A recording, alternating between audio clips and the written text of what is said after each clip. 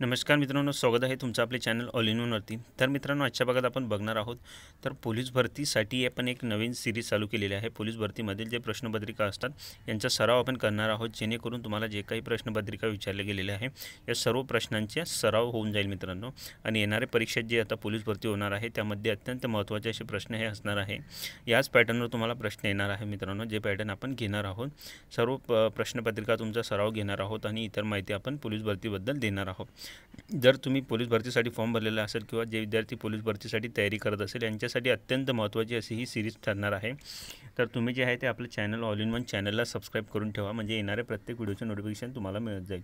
Continuous तुम्हाला parts येत जातील मित्रांनो आणि प्रश्नपत्रिकेचा सराव आपण कंटिन्यू घेणार आहोत। पोलीस भरतीसाठी अत्यंत महत्त्वाचे प्रश्न असणार आहे येणाऱ्या परीक्षेसाठी। याच पॅटर्नवरती तुम्हाला प्रश्न असणार आहे। तर आजच्या भागामध्ये असेच प्रश्न आपण घेणार आहोत, जे की गणिताचे प्रश्न असणार आहे। अंकगणित बुद्धिमत्ता यावर आधारित हे प्रश्न आहे। असे प्रश्न आपण वीज स्पष्टीकरण घेणार आहोत, म्हणजे तुम्हाला लक्षात ठेवायला सोपं जाईल। फक्त प्रश्न आणि आन्सर न वाचता त्याचं स्पष्टीकरण देखील आपण या ठिकाणी तुम्हाला देणार आहोत मित्रांनो। चला तर आजच्या पार्टला सुरुवात करूया मित्रांनो। आजचा आपला पहिला पार्ट आहे आणि पहिलाच भाग आहे पोलीस भरती या सिरीजसाठी। तर पहिला प्रश्न आपला आजचा आहे बघा, या ठिकाणी दिला आहे की 0.01 प्लस 0.01 प्लस 0.001 प्लस 0.001। तर हे एक आपल्याला सिरीज जी आहे ते दिलेली आहे आणि याच्याबरोबर काय होतं म्हणजे यांची बेरीज आपल्याला करायची आहे। पॉईंटमध्ये या ठिकाणी पॉईंटमध्ये तुम्हाला अंक देण्यात आलेले आहेत मित्रांनो। तर जेव्हा पॉईंटमध्ये अंक असतात यांची वजाबाकी बेरीज करताना आपल्याला एक गोष्ट लक्षात ठेवायची असते। आपण आज याची मांडणी करून घेऊ। 0.01। तर जेव्हा आपण दुसरी संख्या लिहितो तर पॉईंटच्या खाली फक्त आपल्याला पॉईंट घ्यायचा आहे, इतकं लक्षात ठेवायचं। आता ही एक सेम संख्या आहे, त्यामुळे त्यानंतर आहे बघा 1.001 आणि त्यानंतर आहे बघा 0.0001। तर याप्रमाणे तुम्हाला संख्यांची मांडणी करायची असते। हे जे सर्व पॉईंट्स आपण या ठिकाणी घेतलेले आहे तर तुम्हाला पॉईंटच्या खाली पॉईंट घ्यायचे आहे, इतकं तुम्ही लक्षात ठेवायचं आहे फक्त। आणि याची बेरीज करून टाकायची किंवा वजाबाकी करायची, जे काही तुम्हाला करायचं असेल। समजा इकडे जर दोन संख्या असतात तर इकडे आपण दोन संख्या जी असते ती ही संख्या पुढे घेतली असती, इकडे या साईडला एक संख्या घेतली असती, कारण पण पॉईंटच्या खाली पॉईंट आला पाहिजे एवढं लक्षात ठेवायचं। तर यांची बेरीज करू आपण। यांची बेरीज बघा, या ठिकाणी आपण बेरीज करणार आहोत। हा एक आहे बघा, एकचा एक जसाचा तसा आहे। त्यानंतर परत 1 आणि 0 आहे, परत एक या ठिकाणी आपला हा एक आणि हा एक 2, परत 2, हे 0 0 सगळे 0 आहे, 0 पॉईंट जसाचा तसा। आणि समोर देखील आपलं काय आहे 1 आणि 1 2, म्हणजे 2.0211 2.0211 अशी ही आपली संख्या आलेली आहे। या ठिकाणी बघा 4 ऑप्शन दिलेले आहे तुम्हाला। 2.0211 तुमचं कुठे आहे, 2.0211 ऑप्शन क्रमांक 1 बघा। तर या ठिकाणी तुमचा आन्सर झाला ऑप्शन क्रमांक 1। पुढील प्रश्न आहे बघा की एका पदार्थाची 1/4 किलोग्रॅमची किंमत रुपये 0.60 इतकी आहे, तर 200 ग्रॅमची किंमत किती असणार आहे। एका पदार्थाची जी आहे ते 1/4 म्हणजे 1/4 जे आहे ती किलोग्रॅमची किंमत रुपये 0.60 इतकी आहे, तर 200 ग्रॅमची किंमत आपल्याला काढायची आहे। बघा या ठिकाणी काय म्हटलं, एका पदार्थाची 1/4 किलोग्रॅमची किंमत 0.60 आहे। 1/4 किलोग्राम म्हणजे किलोग्रॅमचं 1/4, किलोग्रॅमचं 1/4 म्हणजे 4 मधला 1 भाग। तर 4 मधला 1 भाग म्हणजे 1 किलोग्रॅम किती ग्रॅमचं असतं, तर 1000 ग्रॅमचा 1 किलोग्रॅम असतं, या ठिकाणी आपल्याला माहीत आहे। त्याचा 1/4 म्हणजे 4 पैकी 1 भाग काय असणार आहे, तर त्याचा 1/4 म्हणजे हे 4 जे असतात 4 पैकी 1 भाग, तर त्याचा 4 पैकी 1 भाग असणार आहे बघा किती, तर 1000चे आपण 4 भाग केले तर किती येणार आहे 250 250 ग्रॅमचे असे 4 भाग याचे येणार आहे। म्हणजे 250 ग्रॅमसाठी काय किंमत आहे 0.60 पैसे। तर 0.60 पैसे 0.60 रुपये असे आपण म्हणू शकतो। या ठिकाणी दिलेलं नाही पण बघा पैसे दिलेले बघा ऑप्शनमध्ये दिलेलं आहे। तर 0.60 पैसे इतकी 250 ग्रॅमसाठी आहे। तर आपल्याला 250 ग्रॅमची नाही तर 200 ग्रॅमची काढायची आहे। तर मग 200 ग्रॅमची आपल्याला काढायची आहे, म्हणजे आपल्याला हे 50 ग्रॅम जे आहे वरचे हे कमी करायचे आहे। तर 50 ग्रॅम जर कमी करायचे आपल्याला असे 250चे असे समान भाग करावे लागतील की 50 ग्रॅमचा 1 भाग बाहेर निघेल। म्हणजे 250चे जर आपण समान भाग करायचे म्हणले तर 5 5 25 म्हणजे याचे 5 भाग होतील। किती 5 भाग, जेव्हा याला आपण 5ने भागू तेव्हा 50 हे निघून जाईल, म्हणजे याचे 5 भाग करावं लागेल आपल्याला। आणि या 60चे देखील 5 भाग या ठिकाणी आपल्याला करावं लागणार आहे। 60चे जर 5 भाग केले आपण तर किती येणार आहे ते 60चे 5 भाग जर केले आपण तर ते येईल बघा या ठिकाणी 15ने येणार आहे। 60चे जर आपण 4 भाग केले तर 12 25 60 तर याचे येईल 12 पैसे म्हणजे 0.12 पैसे। या ठिकाणी 0.12 पैसे कितीसाठी येणार आहे 50 ग्रॅमसाठी 0.12 पैसे इतकी किंमत येणार आहे। किती 50 ग्रॅमसाठी 0.12 इतकी किंमत येणार आहे। म्हणजे मग ही जर आहे आपली तर 0.60 जे आहे आपलं हे 0.60 यामधून आपल्याला जे 50 ग्रॅमची किंमत आलेली आहे 0.12 कारण आपण 0.60चे 5 भाग केले आणि याचे 5 भाग केले म्हणजे 50 ग्रॅमचे 50 ग्रॅमसाठी किती किंमत होती 0.12 इतकी। तर तितकी आपल्याला फक्त कमी करावं लागेल म्हणजे 200 ग्रॅमची या ठिकाणी आपली जे आहे ते उरणार आहे। मग या ठिकाणी आपण जर केलं तर शून्यातून 2 जाणार नाही म्हणून आपण या ठिकाणी हातचा घेणार आहोत। 10मधून 2 गेले 8 आणि हे या ठिकाणी आपण हातचा घेतला म्हणजे हे 5मधून 1 गेला 4 0.48 पैसे 200 ग्रॅमसाठी किती असणार आहे 0.48। कुठे ऑप्शन आहे बघा ऑप्शन क्रमांक 0.48 म्हणजे 48 पैसे तर हे बघा 48 पैसे। तर 48 पैसे जे आहे ते या ठिकाणी याचा आन्सर आलेला आहे ऑप्शन क्रमांक 3। पुढील प्रश्न आहे बघा आपला की अतुल आज रोजी त्यांच्या काकापेक्षा 30 वर्ष लहान आहे तर अतुल आज रोजी त्याच्या काकापेक्षा 30 वर्ष लहान आहे। 5 वर्षापूर्वी त्याचे वय त्याच्या काकाच्या वयाचे 1/4 होते तर अतुलच्या काकाचे वय 5 वर्षानंतर वय किती असणार। तर बघा या ठिकाणी 3 कंडिशन आहे। एक कंडिशन आहे आज रोजची, एक कंडिशन आहे 5 वर्षापूर्वीची आणि एक कंडिशन आहे 5 वर्षानंतरची। तर या ठिकाणी आपण घेऊ आज ऑप्शन आपण पाहिले तरी आपल्या लक्षात येतं आन्सर काय असणार आहे पूर्वी आणि नंतर। तर कंडिशन काय आहे की अतुल आज रोजी जो आहे तो त्याच्या काकापेक्षा 30 वर्ष लहान आहे। तर या ठिकाणी आपण ऑप्शन क्रमांक 1 घेतलं 50 वर्ष त्याच्या काकाचं समजा आज वय पण त्याच्या काकाचं 5 वर्षानंतरचं वय जर आपण 50 घेतलं या ठिकाणी बघा 50 वर्ष जर घेतलं ऑप्शनमधलं एक ऑप्शन तर त्याचं आज रोजी वय काय असणार म्हणजे 5 वर्षानंतर आहे आणि हे 5 वर्षापूर्वी आहे आणि हे आज आहे म्हणजे 5 वर्षानंतर जर 50 असणार आहे तर आज रोजी 5 वर्ष कमी होऊन जातील म्हणजे त्याचं वय असणार आहे 45। जर त्याचं वय आज रोजी 45 आहे तर आज काय सांगितलं त्यांनी अतुल आज रोजी त्याच्या काकापेक्षा 30 वर्षांनी लहान आहे। मग 45 वजा 30 जर आपण केले त्याच्या काकापेक्षा 30 वर्षांनी लहान आहे तो किती 45 वजा 30 जर आपण केले किती येणार आहे 50। हे झालं अतुलचं वय। 15 काकाचं वय 45 झालं आज रोजी, त्याचं वय झालं 15 आज रोजी आणि काकाचं नंतरचं वय असणार आहे 50 5 वर्षानंतरचं वय। जर हे ऑप्शन बरोबर येतं का आपण बघू।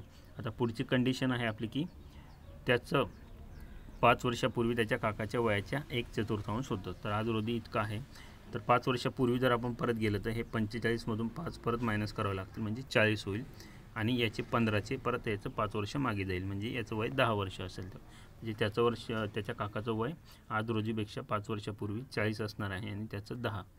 तर त्या कंडिशन काय सांगितली की त्याचं वय जे असणार आहे त्याच्या काकाच्या वयाचे 1/4 तर 40चा 1/4 10 येतं का हो 40चा 1/4 भाग म्हणजे 10 10 गुणिले 4 जर आपण केलं तर 40 होणार आहे म्हणजे 4 भाग समान होतील म्हणजे त्याचं 5 वर्षापूर्वी बरोबर त्याच्या काकाच्या वयाचे 1/4 वय आलेलं आहे। आज रोजी 45 आणि 15 आहे 5 वर्षानंतर त्याच्या काकाचे वय 50 वर्ष असणार आहे जे की ऑप्शनमध्ये आपल्याला दिलेलं आहे बघा ऑप्शन क्रमांक 1 आणि हे आपलं बरोबर आहे। पुढील प्रश्न आहे बघा की 5,000 रुपयावर 2 वर्षासाठी 8% प्रतिवर्ष व्याजदराने चक्रवाढ व्याज किती। तर 5,000 रुपयावर 2 वर्षासाठी 8% प्रतिवर्ष दराने चक्रवाढ व्याज किती। तर या ठिकाणी चक्रवाढ व्याज हे जे आहे ते आपल्याला लक्षात ठेवायचं आहे। चक्रवाढ म्हणजे आपल्याला व्याजावर व्याज द्यावं लागतं तर या ठिकाणी आपल्याला 5,000चं चक्रवाढ व्याज विचारलं आहे 8% दराने 2 वर्षासाठी किती 5,000चं जे आहे 8% दराने 2 वर्षासाठी आपल्याला या ठिकाणी व्याज विचारलेलं आहे। तर 5,000 रुपयाचं जर 8%ने केलं 8×45 8×45 म्हणजे 400 रुपये एका वर्षाचे होणार आहे। 5,000चे एका वर्षाचा 8%ने किती होणार आहे 400 रुपये। तर 400 रुपये 5,000च्या 8% दराने एका वर्षाचं होणार. आणि पहिल्या वर्षाचं व्याज असतं मित्रांनो, सरळ व्याज आणि चक्रवाढ व्याज हे सारखंच असतं. म्हणजे फक्त सरळ व्याज ते पहिल्या वर्षासाठी लागत असतं. ज्यावेळेस दुसरं वर्ष सुरू होतं त्यावेळेस पहिल्या वर्षाचे जे व्याजाचे पैसे भेटले त्याच्यावर आपल्याला व्याज द्यावं लागतं. म्हणजे पहिल्या वर्षी जे आहे ते सरळ व्याज आणि चक्रवाढ व्याज जे असतं ते सारखं असणार आहे. तर या ठिकाणी 5,000चे पहिल्या वर्षी 400 रुपये या ठिकाणी व्याज झालेलं आहे.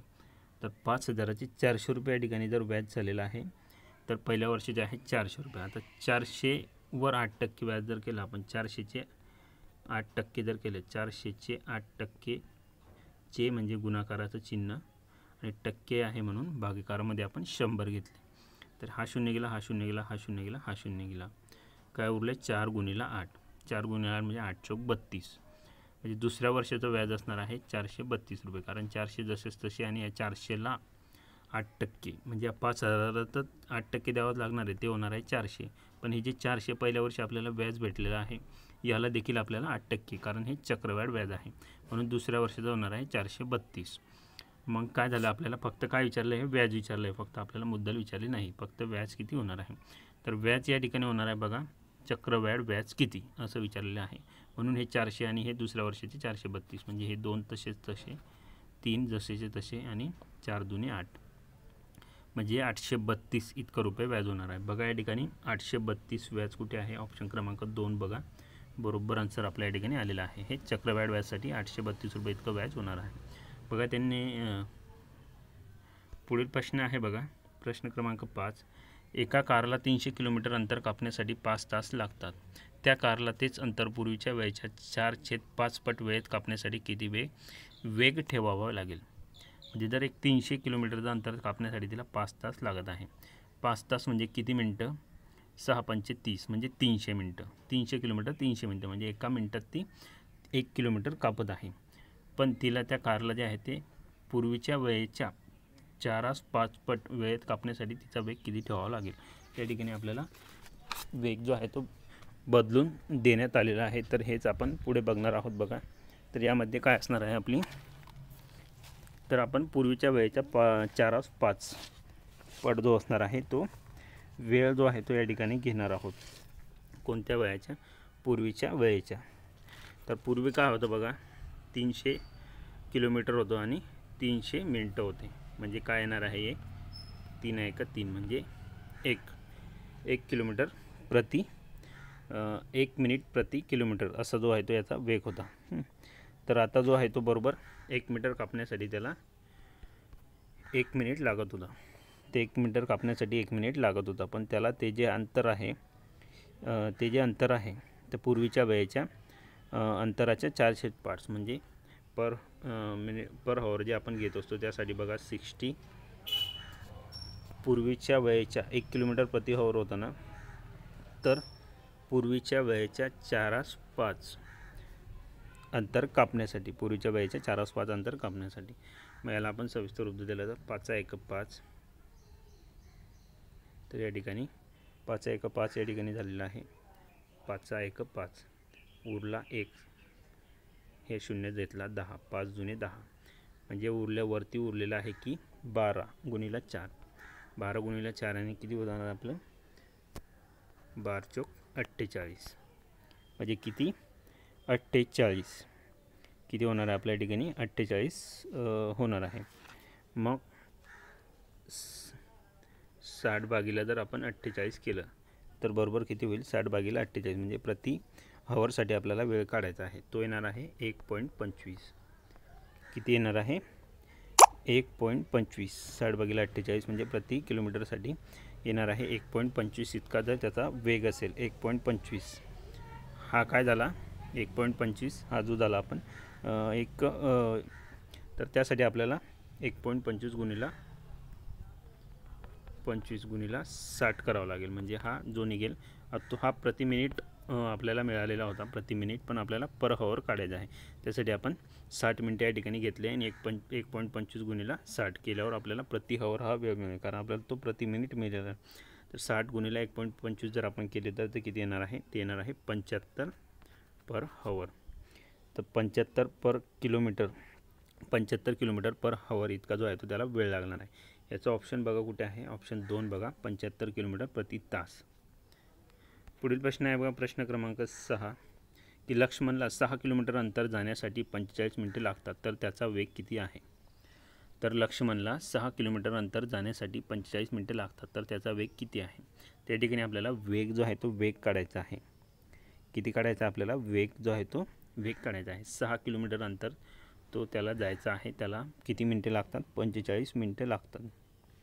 तर 6 किलोमीटर म्हणजे किती मीटर होतं मग, 6 किलोमीटर म्हणजे या ठिकाणी आपलं 6000 मीटर होतं. कारण आपल्याला हे मीटरमध्ये घ्यावं लागेल, कारण हे मिनटामध्ये आहे, हॉवरमध्ये नसल्यामुळे हे मिनटामध्ये आहे. म्हणजे किलोमीटर 1 किलोमीटर 1000 मीटरचं असतं, त्यासाठी हे 6000 मीटर भागिला आपण 45 घेऊ. 6000 भागिला 45 जर आपण या ठिकाणी घेतलं तर ते किती येईल आपलं,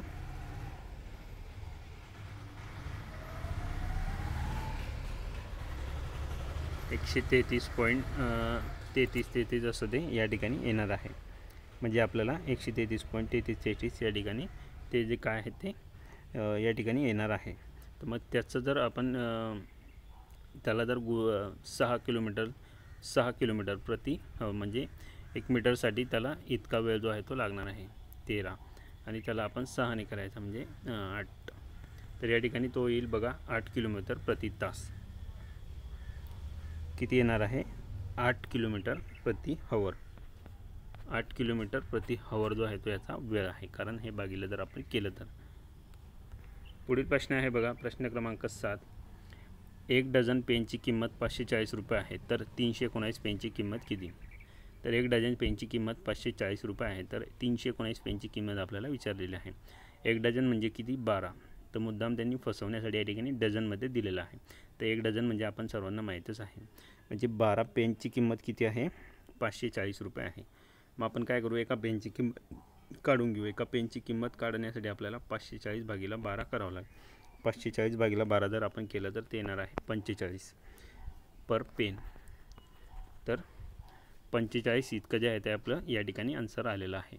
म्हणजे 45 रुपयाला 1 पेन आपल्याला पडतो आहे. तर आपल्याला 319 पेनची किंमत विचारली, तर सोपं आहे, 45 गुणिला 319 करून घ्यायचं, म्हणजे आपल्याला जे आहे ते याची पेनाची विचारणार. तर ते येणार आहे बघा 45 गुणिला 14,355. 14,355 आपलं या ठिकाणी आन्सर येणार आहे. 14,355 कुठे आहे बघा, ऑप्शन क्रमांक 1 बघा, 14,355 इतकं 319 पेनांची किंमत असणार आहे. पुढील प्रश्न आहे बघा, प्रश्न क्रमांक 8. 35चे 60% करून येणारी संख्या ही 400च्या किती टक्के आहे. प्रश्न काय विचारला आहे बघा व्यवस्थित. 35चे 60% करून येणारी संख्या, म्हणजे पहिले आपल्याला 35चे 60% काढावं लागेल. ती जी संख्या येईल ही 400च्या किती टक्के येईल. तर 35च्या पहिले 60% संख्या काढायची, आणि ती संख्या 400च्या मग किती टक्के आहे हे काढायचं. तर अगदी सोपा प्रश्न आहे बघा, आपण बघूया या ठिकाणी. 35चे 60% आपण खाली 100 घेत असतो.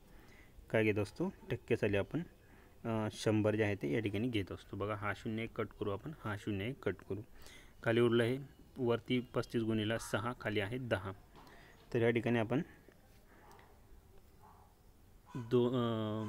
दोनाने जर भाग दिला तर या ठिकाणी आपण 5ने भाग देऊ, म्हणजे 5 दुने 10, हा 10 कट झाला याठी, 5 दुने 10 आणि 7 5 35, म्हणजे वरती उरले 7 गुणिला 6, खाली उरलेलं आहे आपलं 2. तर ह्या दोनाने परत भाग जाईल, 2 1 2, 2 3 6. वरती काय उरलं आपलं 7 गुणिला 3, 7 गुणिला 3 म्हणजे 7 3 21. म्हणजे आपल्याला या ठिकाणी काय मिळालं आहे, हे 21 जे मिळालं आहे हे 35चे 60% आहे. तर हे 35चे 60% म्हणजे 21 रुपये आहे, किंवा 21 किंमत आहे. तर हे 21 400च्या किती टक्के असं विचारलेलं आहे. मग त्यासाठी आपण काय करत असतो, त्यासाठी आपण जे 400चे किती टक्के असं विचारलेलं आहे आपल्याला. मग त्यासाठी आपल्याला करावं लागेल की, कारण 400 ही काय पूर्ण किंमत आहे, म्हणून 400 ही 100% किंमत आहे. 400 रुपये जी आहे ती 100% किंमत आहे. पण 21% म्हणजे किती.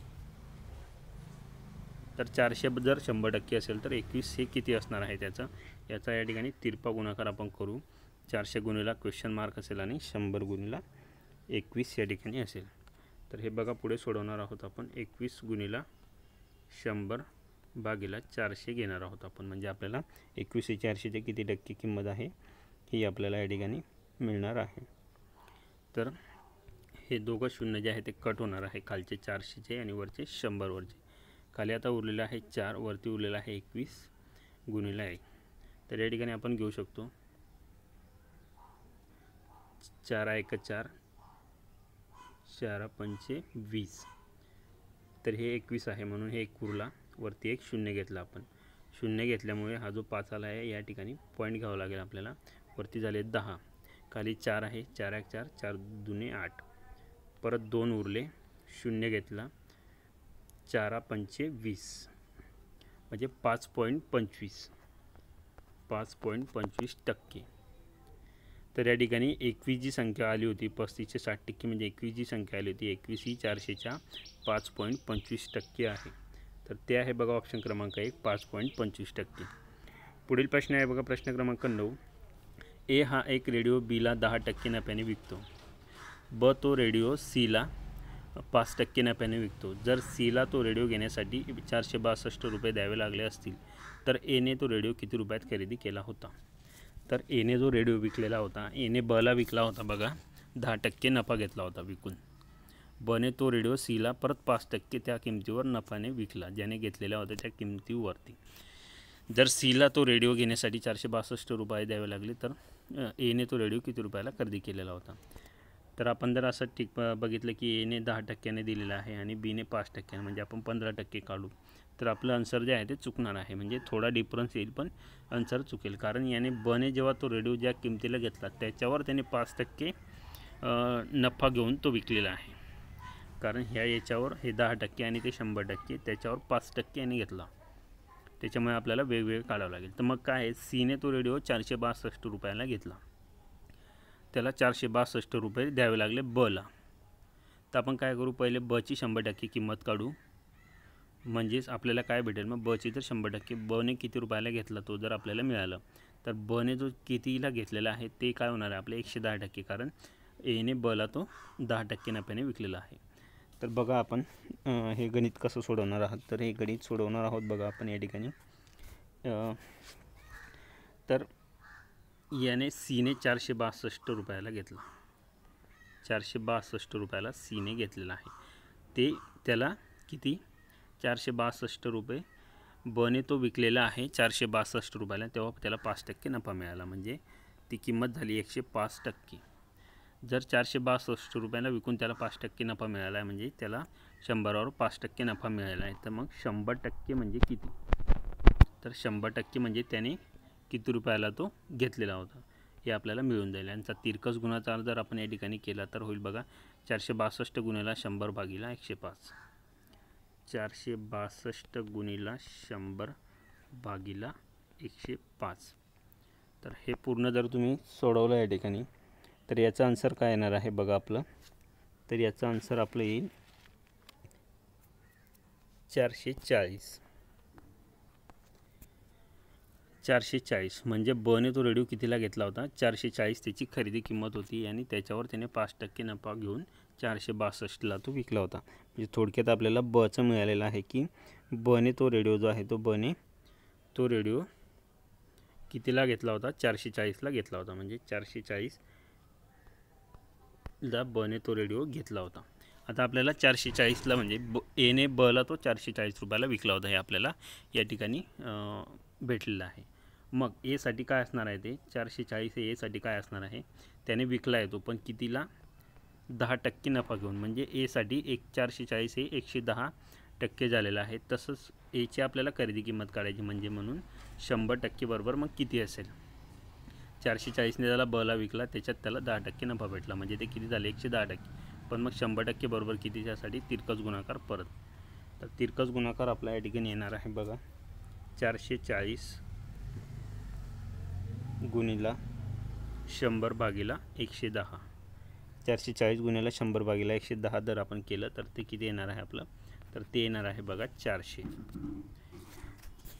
म्हणजे एसाठी 100% किंमत किती होती, एची खरेदी किंमत होती 400 रुपये.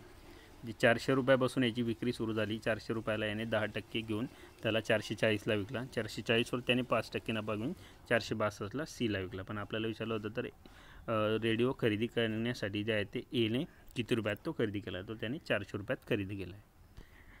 पुढील प्रश्न आहे बघा, प्रश्न क्रमांक 10. 1/2चे 3/4% म्हणजे किती? 1/2 1/2चे 3/4% म्हणजे किती?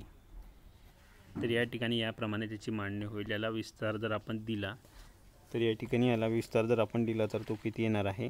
1/2चे 4% म्हणजे मग 0.00375 0.00375 ते आहे बघा ऑप्शन क्रमांक 2 0.00375 म्हणजे 1/2चे 3/4% म्हणजे 0.00375. पुढील प्रश्न आहे बघा, प्रश्न क्रमांक 11 आहे आपला की 2.5 वर्षानंतर 5% व्याज दराने मुद्दलासह एकूण 720 रुपये मिळाले तर मुद्दल किती? तर या ठिकाणी 2.5 वर्षानंतर 5% व्याज दराने म्हणजे 2.5 वर्षासाठी 5% दर होता, प्रतिवर्ष 5% दराने व्याज प्लस मुद्दल सह एकूण 720 रुपये जर त्या ठिकाणी मिळाले होते तर मुद्दल ही किती असणार आहे? तर 2.5 वर्षासाठी जर 5%ने आपण बघितले तर मुद्दल आपल्याला या ठिकाणी पाहिल्यास समोरच जे आहे ते या ठिकाणी आपल्याला लक्षात येणार आहे. किती असणार आहे बघा,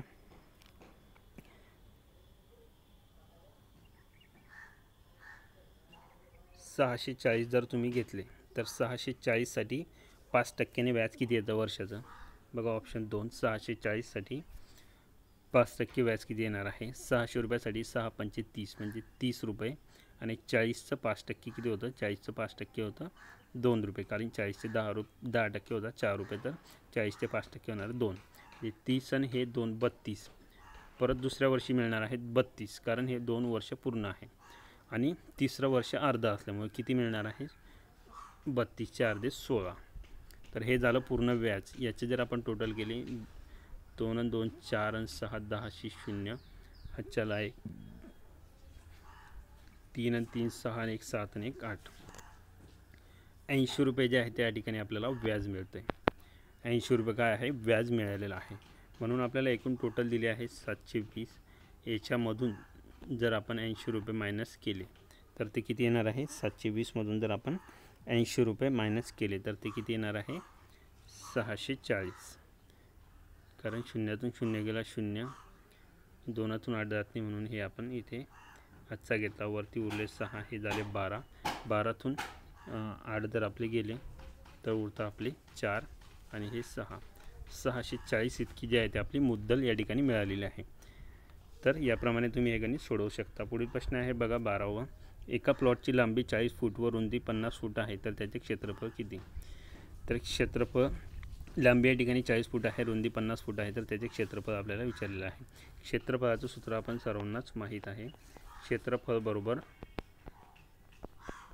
लांबी गुणिला रुंदी. क्षेत्रफळ बरोबर लांबी गुणिला रुंदी. तर या ठिकाणी काय दिले आहे? लांबी आहे 40, रुंदी आहे 50. 40 गुणिला 50 जर आपण केलं 4×5 = 20 म्हणजे 200 आणि क्षेत्रफळ आपण कशात घेत असतो? चौरस फुटामध्ये, म्हणून 200 चौरस फूट इतके जे आहे ते त्या प्लॉटचं क्षेत्रफळ येणार आहे. 200 बघा, 200 ऑप्शन आहे, ऑप्शन क्रमांक 3 200 चौरस फूट. पुढील प्रश्न आहे बघा, प्रश्न क्रमांक 13. 1 इंच म्हणजे किती मिलीमीटर? तर 1 इंच म्हणजे किती मिलीमीटर? तर 1 इंच म्हणजे किती मिलीमीटर आपल्याला सर्वांना माहीतच पाहिजे मित्रांनो. तर या ठिकाणी आपण घेतलेलं आहे. तर 1 इंच म्हणजे 25.4 मिलीमीटर. 1 इंच म्हणजे 25.4 मिलीमीटर. पुढील प्रश्न आहे बघा, प्रश्न क्रमांक 14. 5 5 5 4 वेळा 5 आहे आणि 4 वेळा 6 आहे, प्लस 4 वेळा 8 प्लस 4 वेळा 2 मायनस या ठिकाणी 13 आहे, 7 वेळा 0 प्लस 600 बरोबर किती? त्यांनी ऑप्शनमध्ये जे आहे ते चुकीचं दिलेलं आहे किंवा प्रश्न चुकलेला आहे. हे जर तुम्ही केलं तर या ठिकाणी त्यांनी ऑप्शन जे आहे ते दिलेलं होतं हे 14 43 94 88. ते या ठिकाणी हे ऑप्शन जे आहे ते चुकलेलं आहे किंवा प्रश्न हा चुकलेला आहे. तर तुम्ही असं सोडवलं तर ते येणार नाही. या गणित सोडवण्यासाठी आपल्याला काय करावं लागेल, जे प्लसमध्ये आहे ते सर्व प्लस करून घ्यायचे आणि त्याच्यातून मायनस हे करून घ्यायचे. हे जर केलं तर वेगळंच आन्सर येतं. पण हा जर तुम्ही प्लस काढला या ठिकाणी, जशी ही 4 वेळा 5 4 वेळा 6 आहे, तसं हे 4 वेळा 8 4 वेळा 2 जर केलं तर ही संख्या येत आहे. तुम्ही करून पाहू शकता. त्यामुळे हा जो आहे प्रश्न चुकलेला आहे. पुढील प्रश्न आहे बघा, प्रश्न क्रमांक 15. कंस दिलेला आहे 500 - 33 प्लस आपल्याला या ठिकाणी परत कंस आहे 500 + 33 बरोबर किती असं विचारलेलं आहे. तर आपण कंचे बागू बेव हे जे सूत्र आहे, म्हणजे कंस असेल तुमचा, त्यानंतर चे असेल भागाकार, गुणाकार, बेरीज, वजाबाकी असं करत असतो. तर पहिले आपल्याला कंस सोडावा लागतो. तर कंस जर आपण सोडवला, हे आहे बघा 500 - 33 आणि हे आहे 500 + 33. तर पहिले दोघं कंस आपल्याला सोडावं लागेल. या कंसामध्ये येईल मग 500 - 33 जर तुम्ही केलं तर ते येईल 467. दुसऱ्या कंसात 500 + 33 म्हणजे 533. 467 आणि दुसऱ्या कंसात 533. तर 467 गुणिला 533 करावं लागेल, कारण कंस म्हणजेच गुणाकार असतं. तर हे आपण केलं तर ते येणार आहे बघा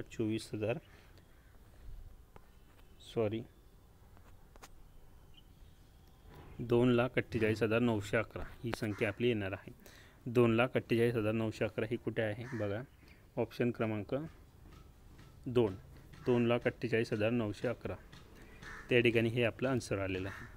तर याप्रमाणे आजचे आपले जे आहे तो प्रश्नसंच संपलेला आहे मित्रांनो. जे आपण प्रश्नपत्रिका घेतलेली आहे त्यामधले हे सर्व अंकगणित बुद्धिमत्तेचे प्रश्न आपण घेतलेले आहे. वीज स्पष्टीकरण आपण तुम्हाला दिलेले आहे मित्रांनो. होप तुम्हाला हा व्हिडिओ आवडला असेल मित्रांनो. जर असेच व्हिडिओ तुम्हाला कंटिन्यू पाहिजे असेल, तुम्ही पोलीस भरतीसाठी तुम्हाला अभ्यास करत असाल, पोलीस भरतीसाठी फॉर्म भरलेला असेल, तर आपलं चॅनल ऑल इन वनला लगेच सबस्क्राईब करा.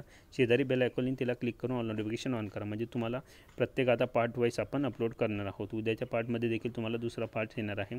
त्यासाठी तुम्ही चॅनल सबस्क्राईब करून ठेवणं अनिवार्य आहे मित्रांनो. चॅनल सबस्क्राईब करा, शेजारी बेल आयकॉन तिला क्लिक करा, म्हणजे पोलीस भरतीबद्दल प्रत्येक अपडेट, प्रत्येक व्हिडिओ तुम्हाला येत जाईल. प्लस प्रश्नपत्रिका आपली कंटिन्यू असणार आहे. तर सबस्क्राईब करायला विसरू नका, बेल आयकॉन क्लिक करायला विसरू नका. व्हिडिओ आवडला असेल तर लाईक करा, शेअर करून अजून मित्रांपर्यंत पोहोचवा. काही शंका असतील तर कमेंट बॉक्समध्ये कमेंट्स करू शकता. धन्यवाद मित्रांनो.